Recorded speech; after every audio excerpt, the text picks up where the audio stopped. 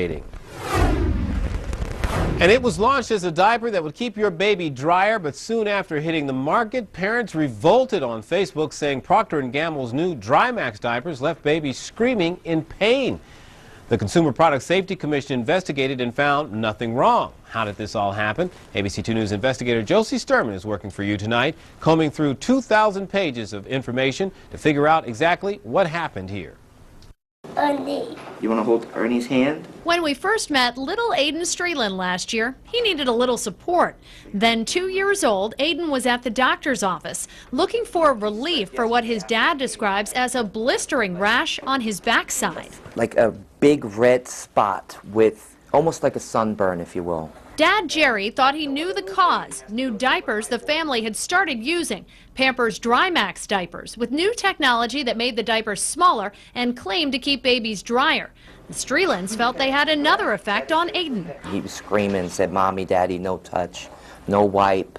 To this family and their doctor, it seemed to be a case of diaper rash to the extreme, almost like a burn. It's a horror story echoed by thousands of families who last year took to Facebook, claiming their kids were hurt wearing the new diapers. I said, you know what, that's it. I'm going to do something about this. Jerry wanted answers, and so did we. As part of an ABC 2 News investigation, we turned to the Consumer Product Safety Commission. With more than 4,000 complaints, the agency was investigating DryMax, and we wanted to see how. Under the Federal Freedom of Information Act, we made a request to see all the paperwork related to the investigation. After sending our request last summer, we waited and waited and waited. 11 months later, 2 boxes of papers arrived. 2,183 pages, emails, analysis, and experts weighing in on the mystery. We went through every one, hoping to help parents who reached out to us. But our attempts to find answers in these stacks quickly came to a dead end. The reason? All the vital information about what could have potentially caused reactions was deleted, with entire pages left blank. In the case of a government investigation of private industry, this is pretty much the standard course of what we see. Chuck Tobin with D.C. law firm Holland Knight would know. He's fought dozens of cases on behalf of information seekers and understands why a chunk of the Pampers investigative file would be pulled. The government is required to go to the company that provided the materials and to ask them, what is your view on this?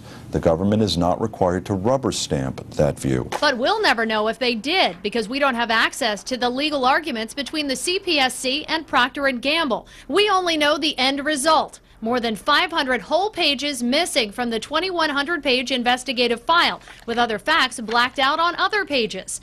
The missing information is crucial.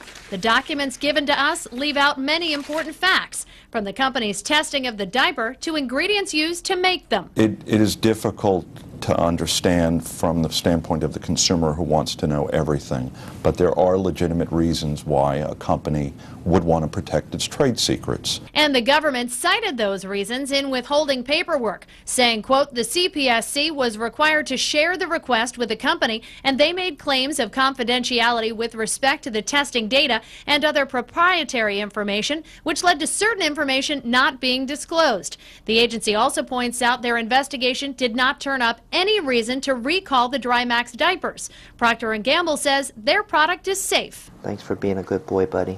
But tell that to little Aiden and his parents. They don't need to see the missing pages of this report to remember the pain they saw firsthand. Josie Sturman, ABC 2 News.